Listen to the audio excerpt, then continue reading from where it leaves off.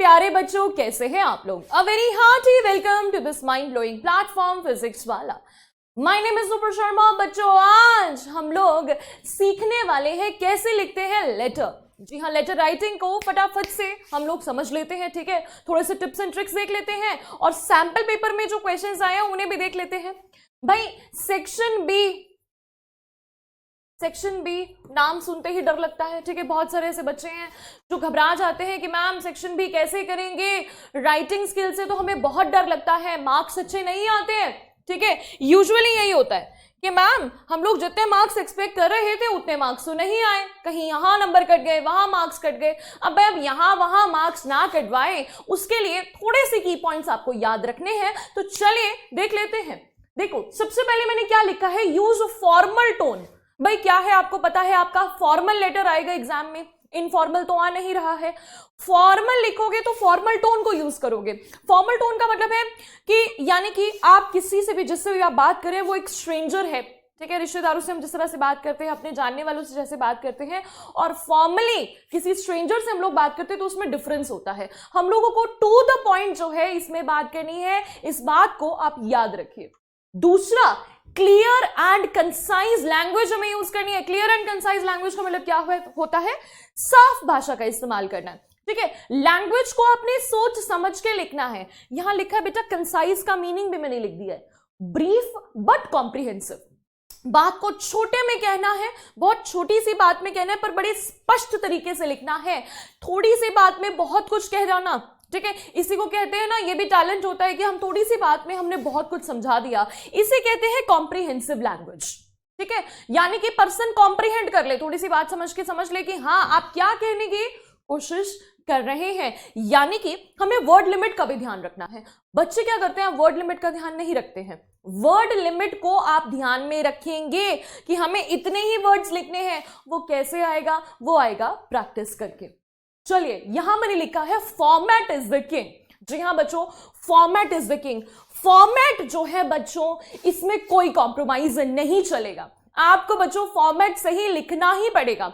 आज मैं आपको एक फॉर्मेट का तरीका बताऊंगी, ठीक है, कि आपको फॉर्मेट कैसे फॉलो करना है, ठीक है। सीबीएसई की गाइडलाइंस के अकॉर्डिंग किस तरह की बातों का हमें ध्यान रखना होता है, वो मैं आपको जो है वो बताऊंगी। अब यहां पर है नीट एंड टाइडी अपीयरेंस। ये पांचवा पॉइंट जो है ना, नीट एंड टाइडी अपीयरेंस, ये सभी के हाथ में है। कई ऐसे बच्चे होते हैं जो कहते हैं मैम हमारी राइटिंग ना अच्छी नहीं है, राइटिंग बहुत बेकार है।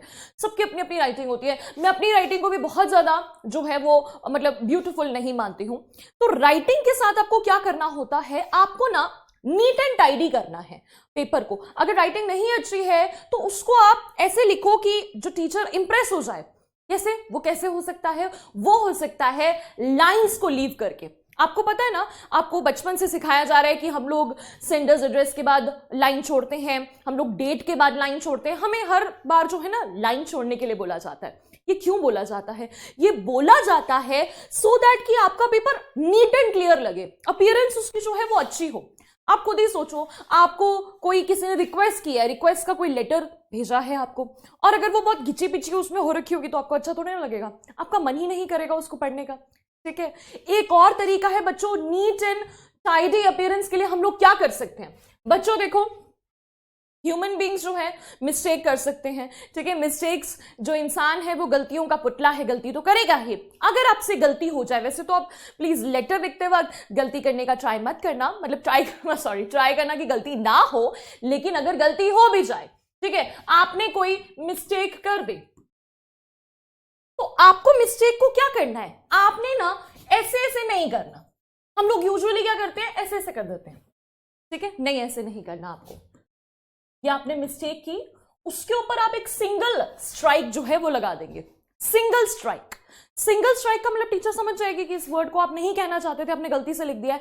ये घिची पिची मत करना बच्चों, घिची पिची जितनी अवॉइड करोगे उतना ज्यादा पेपर जो है उसकी जो अपीयरेंस है, उसका जो लुक है, दैट वुड बी टाइडी, ठीक है। टाइडी करना है आपको, पेपर को नीट लिखना है आपने, ठीक है। राइटिंग का हम लोग नहीं कुछ कर सकते हैं, अब बड़ी हो चुके हैं, जो अडाप्ट कर चुके हैं वो कर चुके हैं। वैसे तो हम लोग ट्राई कर सकते हैं सुंदर लिखने का, लेकिन मेन फोकस होना चाहिए, ये सिर्फ लेटर के लिए नहीं है, ये लेटर के लिए ही सीमित नहीं है, पूरा इंग्लिश का पेपर आपने हर आंसर के बाद बेटा लाइन छोड़नी है। अगर आपको लगता है कि भाई मेरी हैंडराइटिंग तो बहुत ही ज्यादा खराब है, तो आप 2 लाइन्स छोड़ दो, तो कम से कम पेपर देखने में बहुत साफ सुथरा लगेगा।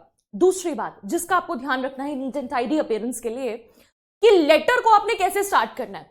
आपने लेटर को हमेशा एक फ्रेश पेज से स्टार्ट करना है, फ्रेश पेज से। ये नहीं सपोज अपना हाफ पेज में आपका आंसर खत्म हो गया, आप पीछे आपने कोई भी जो सेक्शन आपने अटेम्प्ट किया था, सेक्शन ए या सेक्शन सी, तो आपका वो खत्म हो गया, उसके बाद आपने शुरू कर दिया क्वेश्चन। आपको हाफ पेज से स्टार्ट नहीं करना है लेटर को, आपको उसे फ्रेश पेज से स्टार्ट करना है। ऑलवेज, मैं चलो यहां लिख भी देती हूं, always start from a fresh page. ठीक है जी, फ्रेश पेज से स्टार्ट करोगे तो वैसे ही उसकी जो अपीयरेंस है वो बहुत अच्छी हो जाएगी और टाइडी जो है वो हो जाएगी। ठीक है, इससे बहुत ज्यादा फर्क पड़ता है, आप मानो या ना मानो, जो टीचर की जो सोच है वो हो जाती है कि हाँ बच्चे ने कितना साफ सुथरा लिखा है और उतना ही उसका पढ़ने का मन करता है।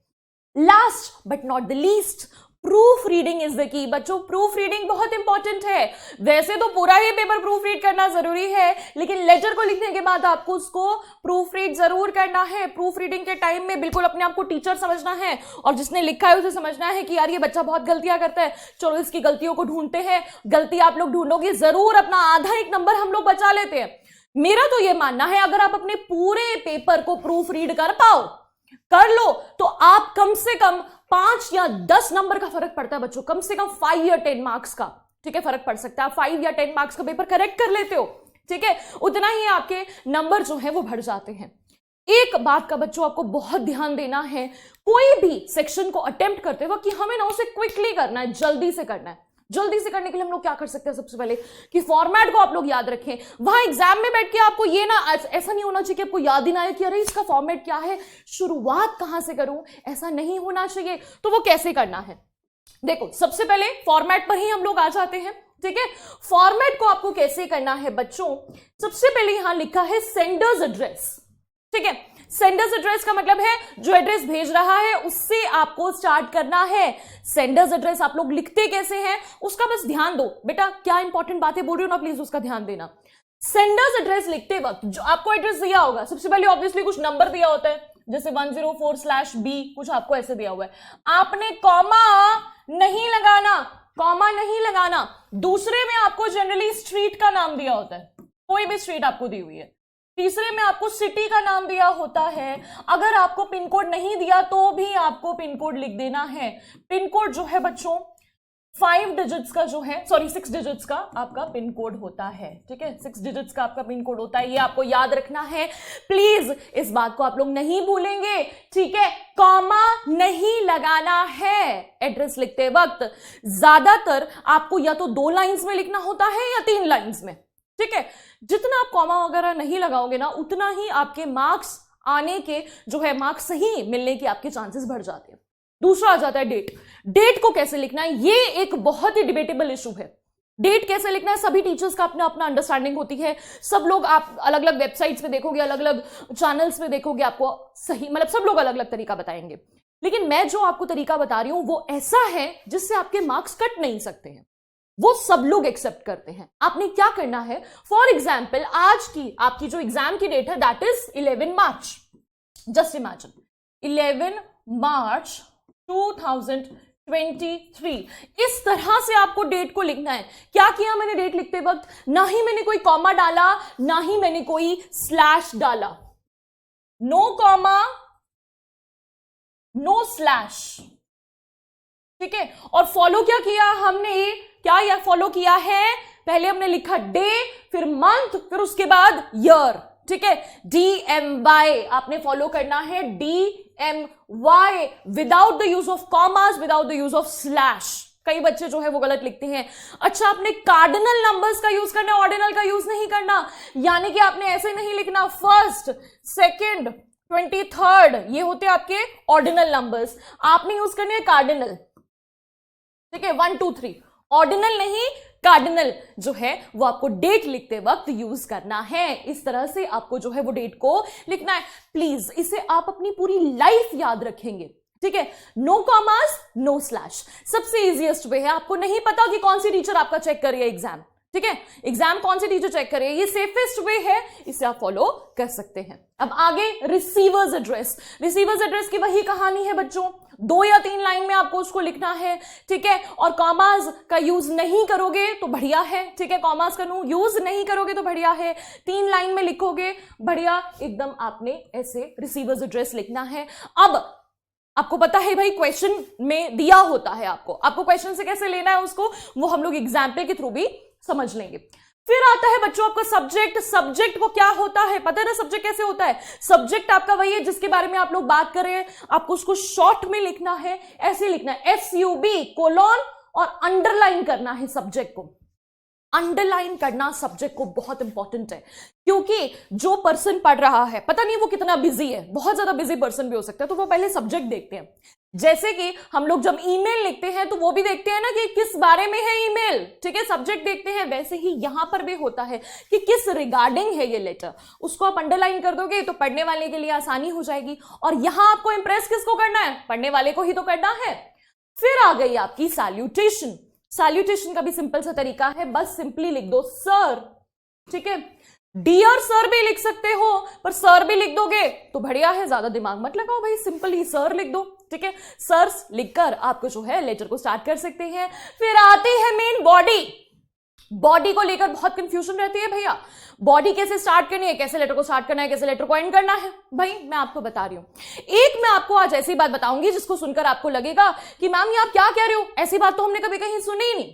देखो बच्चों, यूजुअली बचपन से हम लोग सुनते आ रहे हैं, हमारे पेरेंट्स और हमारी टीचर्स हमें क्या कहती हैं कि बच्चों आप अपनी खुद की लैंग्वेज में लिखा करो, ठीक है, खुद की लैंग्वेज में लिखना है। पर मैं क्या कहती हूं, मेरा ये कहना है कि आपकी खुद की लैंग्वेज बनेगी कैसे अगर आपके पास वोकैबुलरी ही नहीं होगी, ठीक है। इंग्लिश में क्या मगिंग करना इंपॉर्टेंट है, क्या हम मगिंग कर सकते हैं, यानी कि हम लर्न कर सकते हैं। मेरे कहने का मतलब है रोट लर्निंग मत करो, रट्टा मत मारो, लेकिन एटलीस्ट आइडिया ले लो, हिंट्स ले लो। आपको कम से कम 3 या 4 स्टार्टिंग्स या 3 या 4 एंडिंग्स आपको जो है वो याद करनी है, ठीक है, समझ में आया। एक अच्छी सी स्टार्टिंग, एक अच्छी सी क्लोजिंग, 3 या 4 पढ़ोगे, जो आपको समझ में आती है वो आप कर लो। हर तरीके का बच्चा पेपर देता है। एक बच्चा होता है जो बहुत क्रिएटिव होता है, जो अपने आप से हर लेटर को देखकर जो है उसकी स्टार्टिंग बनाता है। कुछ ऐसे बच्चे भी होते हैं जो थोड़ा सा अपने आप को कमजोर समझते हैं, जिन्हें लगता है कि हमें जो है ना हमें सेंटेंसेस बनाने नहीं आते हैं, हमारी ग्रामर इतनी अच्छी नहीं है, मैम हम सेंटेंस को नहीं बना पाते हैं। तो क्या करना है, मैंने आपको बता दिया, थोड़ा सा वोकैबुलरी को अपने डेवलप करो, थोड़ा थोड़ा उसको याद करना शुरू करो। कम से कम 5 या 7 लेटर्स जो है ना उनको रीड आउट करो, देखो किस तरह से उन्होंने लैंग्वेज को बिल्टअप किया हुआ है। इस तरह से करोगे ना बेटा तो कभी मात नहीं खाओगे, ठीक है। इस बात को बस अपने मन में मत रखना, हमें तो अपनी भाषा में लिखना है। भाषा को पहले बनाइए, भाषा पहले जो है वो सीखिए, ठीक है। और सीखने का तरीका क्या है, उसे रीड करना, थोड़ा सा लर्न भी कर सकते हो, कोई बात नहीं, चलेगा। आगे फिर से leave a line, yours faithfully name और डेजिग्नेशन। योर्स फेथफुली, भाई फेथफुली की स्पेलिंग अच्छे से याद कर लेना। बच्चे बहुत गलती कर देते हैं, कभी कभी सिंगल एल लगा देते हैं, सिंगल एल नहीं लगाना है। इस तरह से आपको लिखना है योर्स फेथफुली, फिर अपना नेम और एंड में डेजिग्नेशन, जो कि आपको क्वेश्चन में दिया होगा, ठीक है, दिया होगा। अब मैंने आपको बोला नीट एंड टाइडी अपीयरेंस के लिए लाइन देखो कहां कहां छोड़ी हुई है, लगभग हर जगह लाइन छोड़ी हुई है, बस यहां लाइन नहीं छोड़ी है सर और ये सैल्यूटेशन और बॉडी के बीच में। अदरवाइज देखो एड्रेस के बाद, सेंडर्स एड्रेस के बाद लीव अ लाइन, डेट के बाद, रिसीवर्स एड्रेस के बाद, सब्जेक्ट के बाद, फिर उसके बाद पूरी की पूरी बॉडी के बाद, ठीक है। देखो हर जगह लिखा है leave a line, this is very important children, please keep it in your mind. याद रखना मेरे प्यारे बच्चों, टाइडी अपीयरेंस करोगे नंबर नहीं उड़ेंगे। सोचते हो ना भाई लेटर में नंबर क्यों उड़ रहे हैं, आधा नंबर, 1 नंबर, 2 नंबर, ऐसे से कटते कटते कितने नंबर कट जाते हैं। भाई टीचर को मौका क्यों देते हो आप लोग, एज अ चैलेंज लो ना। आपने जब लेटर को लिखना है डरना नहीं है, ठीक है, डरना नहीं है कि भाई इतने सारे नंबर लेंगे कैसे। यूजुअली सब बच्चे क्या सोचते हैं, बच्चा मेरे पास आता है और कहता है मैम आप ये बताओ ना हम ज्यादा से ज्यादा नंबर कैसे लें। मैं कहती हूँ ये तुम्हारी अप्रोच ही गलत है, ये मत सोचो ज्यादा से ज्यादा नंबर कैसे ले, ये सोचो कि कैसे कम से कम नंबर कटवाए, ठीक है। कम से कम आपने नंबर कटवाने हैं और इन सब टिप्स को फॉलो करोगे तो नंबर बिल्कुल नहीं कट सकते। बॉडी की बात रहे भैया, बॉडी को 3 पैराग्राफ्स, 3 पैराग्राफ वाला फॉर्मूला यूज करोगे तो बहुत बढ़िया रहेगा।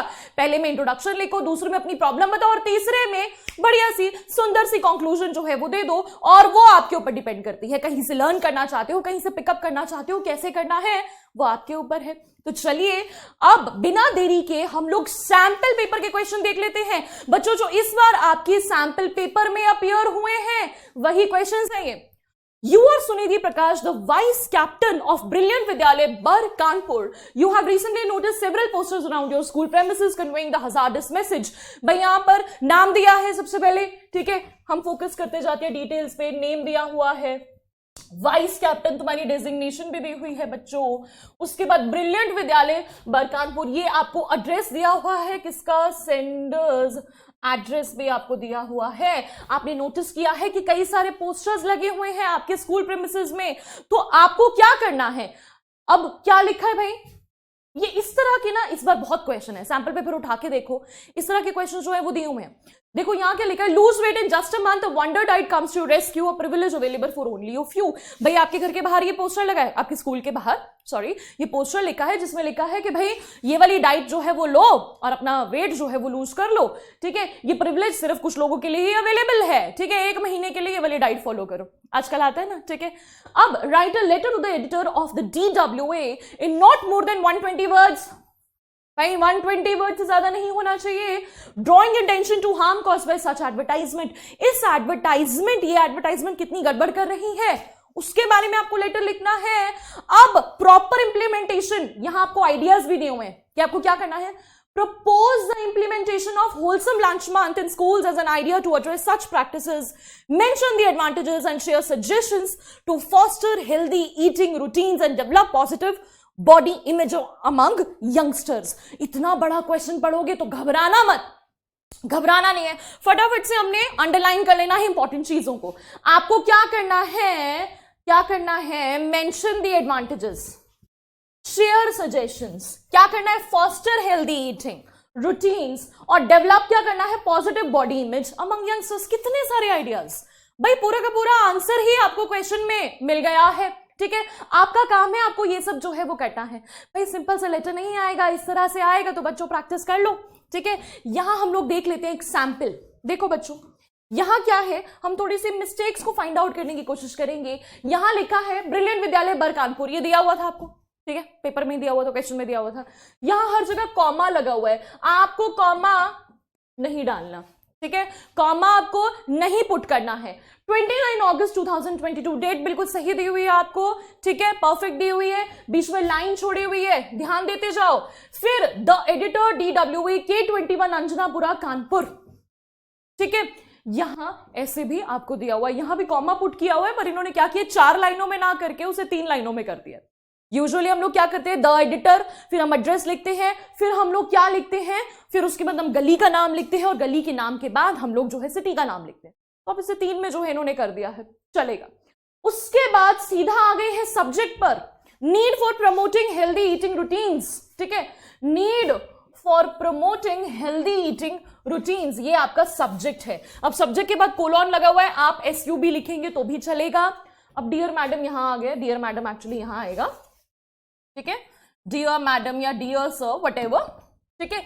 अब देखो स्टार्ट कैसे हुआ है, this is with reference to, this is with reference to posters bearing the message. इन्होंने क्या किया है भाई, क्वेश्चन में से ही लिया है। सबसे पहले आपको किस बात पे ध्यान देना है, आपको ध्यान देना है इसकी स्टार्टिंग पे, this is with reference to. मैं आपको पूरा नहीं पढ़ के बताऊंगी क्योंकि मुझे आपको सिर्फ बताना है। बॉडी कोई भी हो सकती है, बॉडी आपके ऊपर डिपेंड करती है, बॉडी डिपेंड करती है कि आप क्या पढ़कर जाओगे। सब बच्चे अलग अलग लिखेंगे बॉडी, इसलिए I am not reading the body. मैं आपको ये नहीं कह रही हूं कि आप इसी को याद करो, मैं आपको कह रही हूं कि आपको देखना है कि स्टार्टिंग और एंडिंग कैसे हो रही है। भैया फॉर्मेट में फुल मार्क्स ले लो, सबसे पहले तो फॉर्मेट पे नंबर नहीं कटवाने हैं, बार बार जो मेरी बोली हुई बातें हैं उन्हें आपने याद रखना है। फिर देखो भाई ये स्टार्टिंग हो गई, this is with reference to posters bearing ये या सीधा आप लोग शुरू कर सकते थे दैट आई एम सुनिधि, क्या लिया हुआ यहां पे नाम, Sunidhi Prakash, I am Sunidhi Prakash the vice captain of Brilliant Vidyalaya and I want to address this situation to you, ठीक है, मैं ये वाली सिचुएशन को एड्रेस करना चाहती हूं। ये भी एक तरीका हो सकता था। ठीक है, अब इसकी ending, I hope that the publishing of my letter in the columns of renowned daily help spread awareness and promotes. I hope, आप होप बताएंगे भाई, एंडिंग क्या करते हो, मैं आशा करता हूं कि आप मेरी बात को सुनेंगे, ठीक है। और हम लोग क्या कर सकते हैं, I hope that my article gets a place in your renowned daily, ठीक है। I hope that you will give space to my article in your renowned daily. इस तरह से भी आप कंक्लूड कर सकते हो, that totally depends on you, जैसा आपको अच्छा लगता है, पूरी फ्रीडम है आपको, बिंदास लिखो, चिंता करने वाली कोई बात नहीं है। सिर्फ क्या ध्यान देना है, फॉर्मेट पे। योर्स ट्रूली सुनिधि प्रकाश वाइस कैप्टन, योर्स ट्रूली भी लिख सकते हैं, फेथफुली भी लिख सकते हैं, जैसा आपको मन करता है। उसके बाद अपना नाम लिखिए और डेजिग्नेशन लिखिए और इस तरह से लेटर को एंड कर दीजिए, ठीक है। फॉर्मेट देख लिया, क्या करना है, कैसे स्टार्ट करना है, कैसे एंड करना है। बॉडी आपके ऊपर डिपेंड करती है, मैंने बताया, बॉडी जैसा आपको समझ में आ रहा है क्वेश्चन वैसे जो है वो लिखते जाओ, आप सेफ जोन में आ जाओगे बिल्कुल, अगर ये सारे रूल्स को फॉलो करोगे।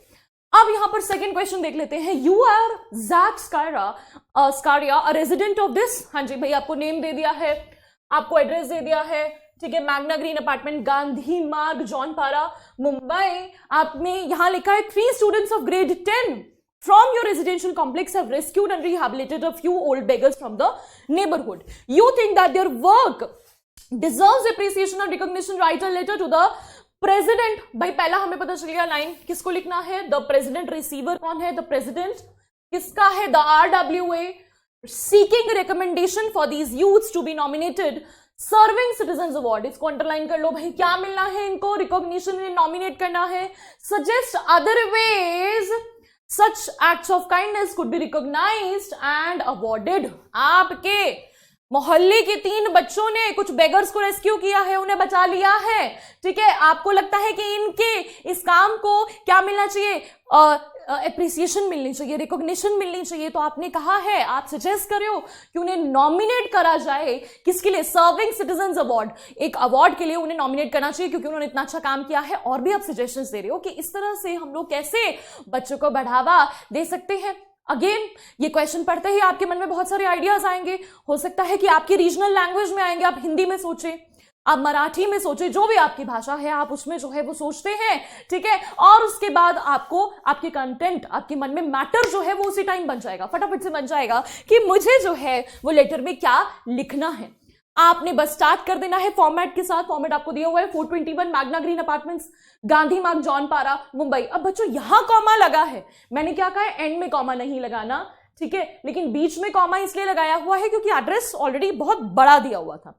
एड्रेस पर फोकस करना है, कैसा एड्रेस दिया हुआ है, ये लंबा सा एड्रेस दिया था, उसे हमने 3 लाइनों में डिवाइड कर दिया, फिर हमने लाइन छोड़ी, फिर हमने डेट लिखा, फिर हमने लिखा the president RMW Magna green apartments, और यहां पर ये एड्रेस लिखा है। बच्चों देखो, एक चीज पर आपने ध्यान दिया, यहां थोड़ा सा इमेजिनेटिव एड्रेस उन्होंने लिया है क्योंकि इसका एड्रेस पूरा नहीं दिया हुआ था, RWA लिखा था, लेकिन किसका है, रेजिडेंशियल वेलफेयर एसोसिएशन, जो रेजिडेंशियल वेलफेयर एसोसिएशन है वो कहां पर है, उन्होंने थोड़ा सा उसका आइडिया लगा लिया है, ठीक है। अब subject seeking recommendation for serving citizen award nomination, ये हमने क्वेश्चन में से ले लिया सब्जेक्ट। अब देखो इसको स्टार्ट कैसे किया है, स्टार्टिंग पे हम लोग ध्यान देते हैं, this is with reference to the, यहां पर भी ऐसे ही स्टार्ट किया है, this is with reference to the empathetic social service done by Miss Jaya, master Advait and master Pranit. उन्होंने नाम भी इमेजिन कर लिए हैं कि इन लोगों ने ये काम किया है। अब इसको अगर आप पढ़ेंगे तो क्या क्या लिखा है कि हमें उन्हें जो है वो अवार्ड देना चाहिए, हमें उन्हें रिकॉग्नाइज करना चाहिए, हमें उन्हें जो है स्कॉलरशिप देनी चाहिए। That is depending upon you, आप किस तरह से सोचते हैं। कोई भी क्वेश्चन आ सकता है, आपका क्या थॉट प्रोसेस है, मतलब गॉड नोस, लेकिन आप किसके कंट्रोल में हैं, आपको मैं क्या इंस्ट्रक्ट कर सकती हूं, जैसे मैंने आपको बता ही दिया, फॉर्मेट, स्टार्टिंग, एंडिंग। एंडिंग क्या रहेगी, I entreat you address this at your earliest convenience and issue the recommendation letters. ये काफी अच्छा है, ठीक है, काफी अच्छी एंडिंग है, that I entreat you address this at your earliest convenience and issue the recommendation letters. या फिर आप होप वाली लाइन लिख सकते हो, that I hope that you will look into this matter. ज्यादातर सबसे सिंपल यही है, I hope that you will look into this matter and take my suggestions and do the necessary thing, ठीक है, and take the necessary action. भाई हम लोग ज्यादातर तो एक्शन के लिए भी लिखते हैं, कई बार RW में हमें आ जाता है ना कि भाई स्ट्रीट लाइट्स नहीं है, ये नहीं है, वो नहीं है, तो हम उस केस में लिख देते हैं that you will look on to this matter and you will give necessary requirement, जो भी है उसे आप फुलफिल करोगे, that you will fulfil the requirement, ठीक है, that you will look into this matter, ठीक है, that you will take the required action, किसी भी तरीके से आप उसे कंक्लूड कर सकते हैं। फिर उसके बाद मैंने आपको बता दिया योर सिंसियरली ज़ाक्स कायरा, इस तरह से अपने लेटर को फिनिश करना है। आई होप दैट आपको ये सारे पॉइंट्स याद रहेंगे। मैंने आपको फिर से बोल रही हूं एंड करते हुए क्लास को कि आपको क्या करना है, नंबर ज्यादा बटोरने की कोशिश नहीं करनी बल्कि नंबर ना कटवाएं, इस बात का ध्यान रखना है। फॉर्मेट को प्लीज याद रखना, फॉर्मेट इज द किंग। चलिए, thank you so much for this class बच्चों, हम लोग मिलेंगे नेक्स्ट क्लास में। Till then thank you so much, bye bye.